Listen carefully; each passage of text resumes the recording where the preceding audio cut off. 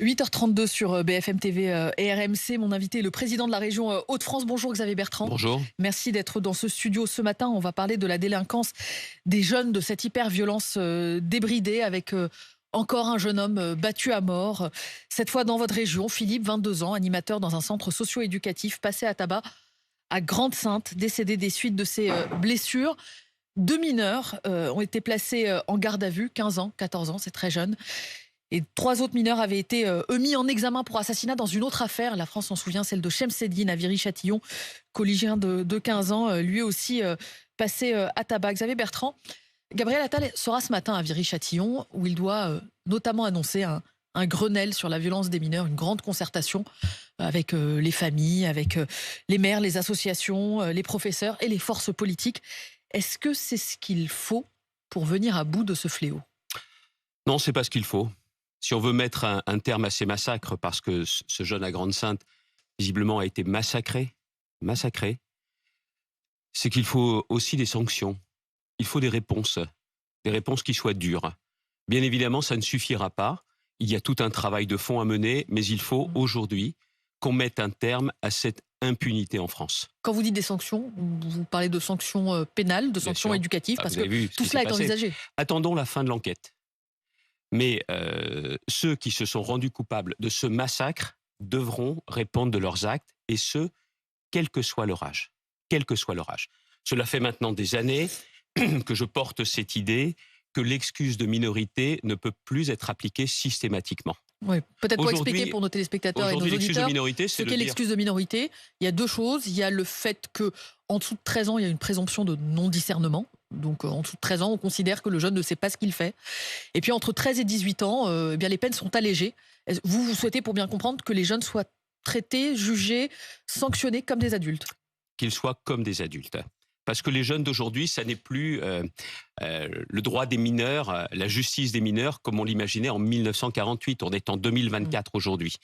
Mais vous savez, ce problème, il est à la fois sur les mineurs, mais il est plus globalement. Aujourd'hui, la réponse pénale n'est pas suffisamment rapide, elle n'est pas suffisamment forte. Il y a trop d'impunité dans notre pays. Il y a beaucoup trop d'impunité. Et on peut casser cela. Vous savez, le code pénal en lui-même, il n'est pas laxiste, mais c'est l'application du code pénal qui doit être rapide et qui doit être ferme. Je porte depuis des années également cette idée d'avoir à nouveau des peines minimum. Il y a des peines maximum en France, il faut des peines minimum pour casser cette impunité. Et là, encore une fois, qu'est-ce qu'on attend pour le faire ? Vous avez parlé d'un Grenelle. Monsieur Macron est au pouvoir depuis 7 années. 7 années qu'il est au pouvoir. Et même si monsieur Attal, aujourd'hui, utilise les mots pour qualifier les choses, mais les actes, les enseignants sur le terrain, des élus sur le terrain, des éducateurs me disent, même quand on entend sur un plateau de télévision les mots qui sont des mots justes, ce que l'on veut, c'est des actes. On veut justement pouvoir faire face et on veut surtout faire reculer cette barbarie. Xavier Bertrand, pour revenir sur l'excuse de minorité, donc vous dites que les jeunes d'aujourd'hui soient jugés comme des adultes.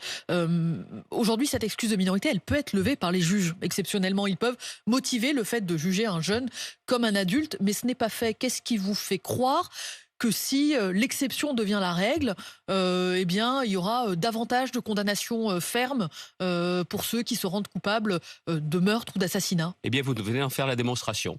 C'est qu'il n'y aura pas la possibilité de la mettre de côté. Voilà, tout simplement. Mais il y a une individualisation des peines et les juges ne seront pas obligés de choisir la peine maximale. Oui, mais c'est d'ailleurs la raison pour laquelle, je le dis, l'excuse de minorité est une chose et les peines minimum, notamment pour la récidive ou pour des cas les plus graves, doivent bien évidemment s'imposer. Mais encore une fois, ce que je dis là ne demande pas de réforme constitutionnelle. Pour les délinquants ou pour la récidive, pour préciser. Pour les deux. Moi, j'étais partisan, vous le savez, sous Nicolas Sarkozy, ça avait aussitôt été écarté après 2012.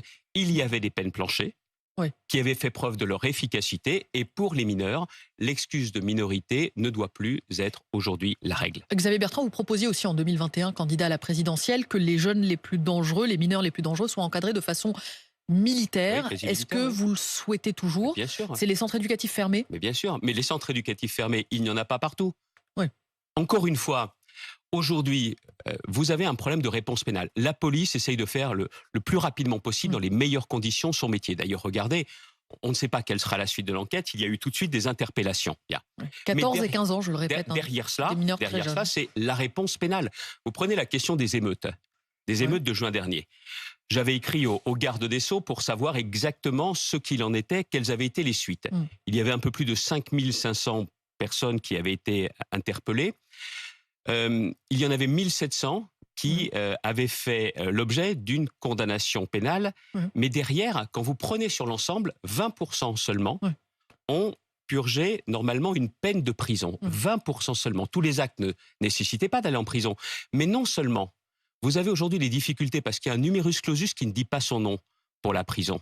Il n'y a pas assez de places de prison. Ça fait des années qu'on nous dit qu'il faut des places de prison. Moi-même, élu local, dans le Saint-Quentinois, j'avais fait des propositions pour accueillir une prison. Jamais eu de réponse positive. Jamais. On nous dit les élus n'en veulent pas. Ça n'est pas vrai. Et puis, il y a aussi autre chose. C'est que l'alternative à la prison n'existe pas suffisamment fortement aujourd'hui en France. Quelle serait l'alternative pour les jeunes? C'est les centres éducatifs fermés, les centres éducatifs fermés, ça c'est la première des choses. Et puis même... Des bracelets électroniques pour les mineurs? Les bracelets électroniques. Mais allons jusqu'au bout. Les travaux d'intérêt général. Il ne s'agit pas d'appliquer des travaux d'intérêt général à ceux qui se rendent coupables. Il y a des travaux d'intérêt éducatif qui ont été annoncés par Gabriel Attal en janvier à l'Assemblée nationale, notamment. Cela fait maintenant 4 ans. J'ai proposé au titre du Conseil régional des Hauts-de-France d'accueillir des TIG, justement, au sein du Conseil régional. Vous savez combien la justice m'en a envoyé? Dites-moi. 5. En 5 ans. TIG, travaux d'intérêt généraux. Maintenant, il y a avec le procureur d'Amiens, où on va essayer autre chose, le travail non rémunéré. Mais en 5 ans, j'avais interpellé le garde des Sceaux, il n'y a pas de suite. Il y en a marre des discours, il y en a marre des actes. Moi, ce que je propose en tant qu'élu local, parce que je pense qu'on doit trouver des solutions partout, c'est des solutions et on ne me les donne pas. C'est ça aussi le fond du problème. Xavier Bertrand, il y a quelques instants, vous évoquiez les émeutes de l'été dernier. Quand on regarde les chiffres, que ce soit des condamnations des mineurs ou dans l'ensemble, ou celles précisément au moment des émeutes, il y a aussi un fait majeur qui apparaît. 87% des 54 000 condamnations de mineurs par an, ce sont des jeunes garçons. 91% des condamnés pendant les émeutes, ce sont des hommes de moins de 25 ans. Est-ce qu'il y a une question sociétale, éducative, qui doit aussi nous interroger sur la façon dont on élève aujourd'hui des jeunes garçons? Bien sûr, mais je ne veux pas que la question sociétale l'emporte sur la réponse qui doit être une réponse pénale, une réponse d'autorité et une réponse de sanction. Mais bien évidemment, vous devez vous poser toutes ces questions, mais encore une fois, il y a des réponses qui existent. Il y a la question de l'autorité à l'école. Il y a l'autorité dans la société, il y a la question aussi de la responsabilité parentale. Vous savez, l'éducation, c'est l'affaire des parents avant que ce soit l'affaire de l'école. Il faut responsabiliser les parents, taper au portefeuille pour ceux qui, par exemple, ne sont pas assez impliqués. Mais certains d'entre eux, mais ce sont aussi des idées que nous avons portées à une époque, notamment la suspension des allocations familiales quand les enfants n'allaient pas à l'école. Qui avait été votée, notamment lorsque vous étiez le patron de la droite française. J'avais appuyé cette proposition qui, à l'époque, était celle d'Éric Ciotti, député. Sauf que quand on l'avait votée, les enfants avaient retrouvé le chemin de l'école. Et c'est pas le hasard, c'est tout simplement parce qu'il y avait une forme de dissuasion avec cette sanction. Vous savez, quand il y a la certitude de la sanction, il y a un effet de dissuasion, pas pour tous, mais pour beaucoup d'entre eux. Et puis vous avez aussi une autre question, c'est celle des réseaux sociaux. Les réseaux sociaux qui sont également ce défouloir de haine, de violence. Qu'est-ce qu'on en fait, Xavier Bertrand ? Libérée. Moi, je suis pour et je vais porter ce combat pour que l'on supprime l'anonymat sur les réseaux sociaux. Vous pouvez menacer quelqu'un, vous pouvez l'injurier, vous pouvez le diffamer, vous pouvez le menacer de mort, mais derrière la sanction sera très difficile à appliquer et seulement pour les cas les plus graves. Sur un sujet comme celui-ci, ça ne me dérange pas qu'on puisse utiliser un pseudo. Mais l'anonymat, il faut y mettre un terme. Xavier Bertrand, je le disais, dans quelques minutes, à 10h, Gabriel Attal est attendu à Viry-Châtillon, 100 jours après sa nomination à Matignon. Il sera d'ailleurs ce soir l'invité exceptionnel de BFM TV, où il sera interrogé sur l'école, la sécurité, le pouvoir d'achat, évidemment, et on va y revenir, Xavier Bertrand. Mais d'abord, une question toute simple. Est-ce que c'est un bon Premier ministre, Gabriel Attal ? Posez la question aux Français, vous aurez la réponse. Ils pensent comme moi. Un Premier ministre qui n'a pas de majorité absolue. Qu'est-ce qu'il peut faire ? Des émissions. Prononcer des discours. Il n'y a pas, et c'est le péché originel de ce quinquennat. Monsieur Macron n'a pas voulu avoir une majorité absolue à l'Assemblée, ce que les Français lui ont refusé. Vous dites poser la question aux Français. Nous, quand on leur pose la question, sondage est là pour BFM TV, ils trouvent Gabriel Attal compétent, dynamique, audacieux, courageux et sympathique. Est-ce que vous aussi, vous lui trouvez ces qualités ? Efficace à combien de pourcents ? Efficace, ils sont quelques-uns à dire il est encore trop tôt pour juger de son action au bout de 100 jours. Vous savez, les Français, ce qu'ils veulent, c'est que leur responsable politique soit efficace. Oui. Et vous c'est ne trouvez pas problème efficace aujourd'hui. Mais attendez, on parle de la santé un court instant. On en parle. Ce soir, vous allez l'interpeller sur les questions de santé. C'est-à-dire Les questions de santé aujourd'hui, la pénurie de médicaments dans notre pays. Ouais. On a eu des annonces sur des annonces, des plans sur des plans de la part des ministres de la Santé. Allez dans une pharmacie, vous avez un enfant en bas âge, moi c'est mon cas. C'est mon cas aussi. Eh bien, je vais vous dire une chose. C'est effectivement la chasse au trésor pour avoir certains médicaments. C'est une honte. Mais c'est la responsabilité de Gabriel Attal, c'est de sa faute. Mais attendez, il est au pouvoir ou pas? Alors, il est au pouvoir, il doit le régler. Il y a des époques où il n'y a pas eu de pénurie de médicaments. Donc, aujourd'hui, sur la pénurie de médicaments, ils font quoi? Et il y a un sujet qui risque d'aggraver la situation. Vous avez Biogarant. Oui. Biogarant, c'est une entreprise française. Oui. Qui dépend du groupe Servier. Vous savez, le groupe Servier, qui avait été bien connu, je m'étais opposé à eux sur la question du Mediator parce qu'ils avaient vendu ce poison. Bon. Oui. Biogarant est aujourd'hui en vente. Produit justement des génériques. Oui. Vous avez aujourd'hui 2 acheteurs potentiels, des groupes indiens. Mais quelle est Ça votre veut crainte? dire que si ce sont des Indiens qui achètent, il y a tous les risques que cette production de génériques soit faite ailleurs qu'en France. Il y a des emplois à la clé et il y a ensuite de la disponibilité des médicaments. Je demande au gouvernement de s'opposer à cette vente, ils en ont les moyens, tant qu'on n'aura pas un acheteur européen. Deuxième sujet, la taxe lapin. À Bruno Le Maire. Taxe lapin parce qu'il faut des recettes et on voit aussi la question des déficits et des comptes publics. Effectivement, un certain nombre de mesures sur la santé, le doublement de la franchise médicale, de la franchise sur les boîtes de médicaments et la taxe lapin. 5 € pour ceux qui n'honoreraient pas le rendez-vous chez le médecin. 5 €. Ça vous choque? La consultation d'un généraliste est à 26,50 €. Oui. Vous ne trouvez pas qu'il y a un décalage? Qu'elle devrait être plus importante, cette taxe lapin?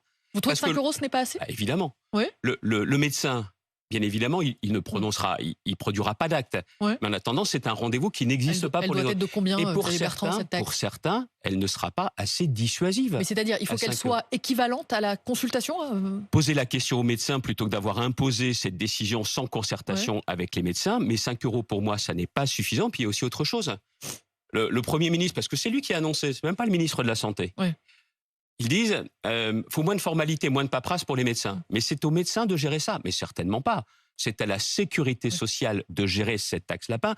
Et en même temps, sur les questions de santé, allons jusqu'au bout des choses. Le gouvernement est en train de programmer la mort des cliniques privées. Des cliniques privées. Vous savez, en France, le système français repose sur une partie publique et une partie privée. Il y a l'hôpital et il y a les cliniques privées. Ils ont décidé d'augmenter... Je rappelle pour ceux qui nous écoutent que vous avez été ministre de la Santé, Xavier Bertrand. Merci. Ils ont décidé d'augmenter les tarifs de 0,3%. Quand on sait ce qu'est justement l'inflation aujourd'hui, ça veut dire que des services vont fermer. Et après, on va se plaindre qu'il y a trop de difficultés à l'hôpital public. Les infirmiers libéraux sont aujourd'hui dans une situation des plus précaires qui soient. Sur ces sujets-là, sur la santé, marre des discours, marre des grandes déclarations, il nous faut des actes. Je rappelais que vous étiez ministre de la Santé, vous avez été aussi ministre du Travail et vous avez fait des classes moyennes l'un de votre credo. Il se trouve que Gabriel Attal en fait aussi l'un des marqueurs de son action politique. Est-ce qu'il a raison de vouloir améliorer la vie des classes moyennes et est-ce que vous percevez dans son discours une volonté ou en tout cas une compréhension des enjeux que vous aviez posés sur la table au cours des précédents mois? Mais comprendre, c'est la moindre des choses quand on a le pouvoir. Mais il faut faire, il faut délivrer. Et même en 100 jours. Pour l'instant, il y a un cap qui est fixé, c'est-à-dire la lutte contre la fraude, la désmicardisation, quand vous voyez les 2 milliards de baisse d'impôts. Quand vous voyez la situation du pays, vous n'avez pas un jour à perdre. Vous n'avez pas un jour à perdre. Aujourd'hui, quand vous êtes au pouvoir, vous devez agir. Dans ma région, qu'est-ce qui touche les classes moyennes? Le pouvoir d'achat. J'aide ceux qui prennent leur voiture pour aller travailler. 240 € que je leur verse. C'est-à-dire il faut des mesures d'urgence sur l'essence, par exemple? J'aide les classes moyennes, notamment quand les enfants doivent passer le permis de conduire. Le permis de conduire est devenu un impôt qui ne dit pas son nom. Je les aide. Et j'aide les classes moyennes, c'est-à-dire celles et ceux qui travaillent. J'aide aussi pour la garde d'enfants. L'allocation de rentrée scolaire dans les Hauts-de-France, elle est versée à tout le monde, quels que soient les revenus. Vous demandez à l'État de reprendre vos idées pour... soulager. Ça fait un moment justement que je propose à l'État, mais bien évidemment, les discours leur suffisent. Les seules choses qui intéressent les Français, et quand vous voyez l'exaspération qui monte aujourd'hui, ce sont des résultats, c'est qu'on change leur vie. Je pense qu'au gouvernement, ils ont renoncé à changer la vie des Français. Ils sont aujourd'hui certainement fatigués, mais en tout cas, ils n'ont plus envie de changer la vie des Français. Prenez notamment sur la classe moyenne, regardez l'interview aujourd'hui du patron de Michelin, sur la question du salaire décent, qui dit que le SMIC n'est plus un salaire décent. Et il a raison. Et qui, lui, décide d'augmenter de son côté les salaires dans le monde. Au gouvernement, notamment sur le carburant. En septembre dernier, on me l'a reproché, Ouais. J'avais indiqué que l'augmentation du prix du carburant Oui. était une bonne affaire pour l'État parce qu'à chaque fois que le prix du baril augmente, c'est le cas aujourd'hui, les taxes augmentent. Monsieur le maire, qu'est-ce qu'il attend pour convoquer tous les distributeurs, tous, Oui. et de leur imposer ce que Total a décidé de faire? C'est-à-dire que le prix du carburant Plafonnement. est plafonné aujourd'hui à 1,99 € chez Total. Qu'est-ce qu'il attend? Deuxième Il attend message qu'il y passé ait à aujourd'hui Bruno Le Maire. une montée en puissance. J'ai dit, oui, attendez. Monsieur Attal s'occupe de tout comme Monsieur Macron. Oui. Alors dans ces cas-là, Eh ben, la ce question soir, lui sera posée posez-lui ce la soir. question Xavier ce soir. Les Xavier Bertrand, distributeurs, je le voudrais qu'on prix parle tout de même de la coûtant, conférence qu'est-ce qu'ils à Lille attendent qui pour a été l'imposer à annulée. tout le monde? Ce que Total fait, tout le monde doit le faire. J'en viens à Xavier Bertrand, donc à la conférence de la France Insoumise qui aurait dû avoir lieu à l'université Lille 3 ce soir. Jean-Luc Mélenchon, Rima Hassan, qui est sur la liste insoumise aux européennes, devait prendre la parole. Cette conférence a été annulée par la présidence de l'université au Tant nom mieux. notamment de la sécurité des personnes et des biens. Vous aviez appelé à l'annulation de cette conférence et Jean-Luc Mélenchon vous a pris à partie hier lors d'un meeting pas loin, à Roubaix. Écoutez. Pour moi, l'université, c'est un monument.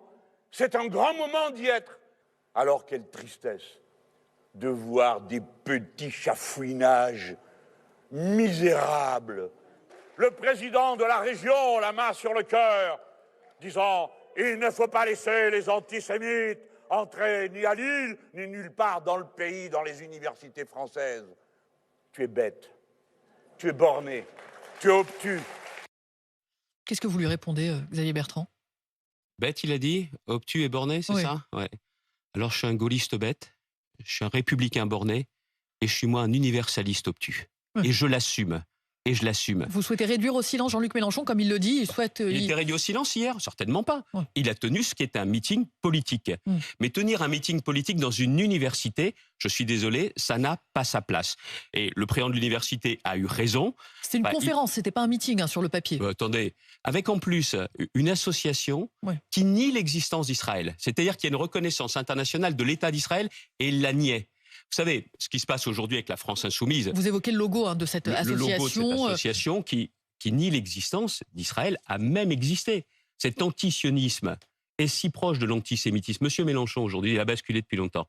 Moi, je suis un républicain, il ne l'est plus. Mais on est dans un Depuis état de des droit, années et des Xavier années. Bertrand. Il y a la légalité ou l'illégalité. Est-ce que ce que fait cette association est légal ou illégal? Et est-ce que Jean-Luc Mélenchon tombe sous le coup de la loi Guesso ou non? S'il tient des propos antisémites, il tombe sous le coup de la loi et il doit être condamné. Il n'a pas été empêché de s'exprimer. Hier soir, il a tenu son meeting. Oui. Alors, quel est le problème? Le problème, c'est qu'aujourd'hui, il y a une confusion des genres. Et d'ailleurs, je vois que le président de l'université, il était un peu seul. Vous avez entendu la ministre de l'Enseignement supérieur, vous, sur ce dossier? Absolument pas. Et donc, encore une fois, il faut arrêter de détourner les yeux. Il faut arrêter aujourd'hui de faire du pas de vague. Quand il y a des conférences comme celle-ci, dans le contexte dans lequel on est, qui sont aussi sur un fond d'antisémitisme qu'il faut combattre dans notre pays, alors je suis désolé, on doit dire L'antisémitisme, stop. c'est une question de droit, Xavier Bertrand. Je vous repose ma question. Si l'activité de cette association qui est agréée en préfecture est légale, pourquoi interdire une conférence de cette association? Parce que ça n'a pas à avoir lieu dans une université française, très clairement. Ça veut dire et que si ces propos ce soir, sont par exemple, caractérisés de façon antisémite, ils tombent sous le coup de la loi. juste pour bien comprendre, ça veut dire que la Je pense que conférence tout le qui monde est a bien annoncée compris. ce soir à Lille par les Insoumis dans un autre lieu, vous n'en demandez pas l'annulation. S'il y a un risque de trouble à l'ordre public, le droit permet justement de l'interdire. Donc, vous envisagez de demander l'interdiction du meeting de ce soir de Jean-Luc Mélenchon? Le représentant de l'État, mais s'il y a le moindre trouble à l'ordre public, la réponse est oui. Mais à l'université, ça n'avait pas lieu d'être. Quelle honte d'organiser cela à l'université. Est-ce que vous demandez Quelle la honte pour dissolution de monsieur l'association qui Mélenchon, organisait cette conférence, puisque vous dites qu'elle nie l'existence de l'État d'Israël? 4 fois, 5 fois, 10 fois. Je vous l'ai dit, s'il y a des propos antisémites, ils tombent sous le coup de la loi. Non, mais si l'association nie l'existence de l'État d'Israël, ça tombe sous le coup de la loi et dans ce cas-là, vous en demandez la dissolution. Si ce n'est pas le cas, ça veut dire qu'elle a le droit d'organiser des conférences. Le droit d'organiser des conférences, je suis désolé, dans le contexte dans lequel on est, l'antisionisme, c'est aussi le faux-nez de l'antisémitisme. On décide de combattre l'antisémitisme, oui ou non? Pour moi, la réponse est oui. Chaque jour, à chaque moment. Les Insoumis, d'ailleurs, donc, tiendront cette conférence, ils annoncent ailleurs à Lille. Il y a un sénateur, les Républicains, Stéphane Le Rudulier, qui demande leur dissolution. Est-ce que vous soutenez son action? Il demande la dissolution de la France Insoumise. Je combats la France Insoumise et je continuerai à la combattre. Et dans ces élections européennes, je combats tous les extrêmes. Mais vous savez, ces élections européennes, aujourd'hui, elles sont mortes. Ce ne sont plus des élections européennes. Pourquoi? Monsieur Macron aura réussi l'exploit de transformer ça en référendum pour ou contre Macron. Voilà ce qui s'est passé. Depuis le début, en ciblant notamment les extrêmes et surtout en ciblant le Rassemblement national, on s'aperçoit qu'il y a maintenant un référendum pour ou contre Macron. Et vous connaissez la réponse. Parce qu'il y a une majorité de Français aujourd'hui qui sont mécontents du président de la République et mécontents de ce gouvernement. C'est terrible que l'enjeu européen ait disparu. Hier, dans cette émission, Apolline de Malherbe n'a posé qu'une question sur l'Europe à M. Bardella. Tout le reste, c'était sur la politique nationale. Vous le voyez, c'est devenu un référendum pour ou contre Macron. Sujets en faisant de politique nationale, un tour de l'élection présidentielle. Mais en tout état de cause, je vous le dis, sur les élections aujourd'hui, le européennes. Front National n'a aucune solution, aucune. Et moi, je continuerai à apporter des solutions concrètes, sérieuses, pour encore une fois changer, améliorer la vie des Français. Merci Xavier Bertrand. Les questions européennes, il en sera question ce soir avec Gabriel Attal, invité exceptionnel de BFM TV. Merci Mais vous d'être ne posez pas la question au Front National sur ces propositions. D'être venu à ce micro ce matin, Xavier Bertrand. Bonne journée à vous, bonne journée à tous.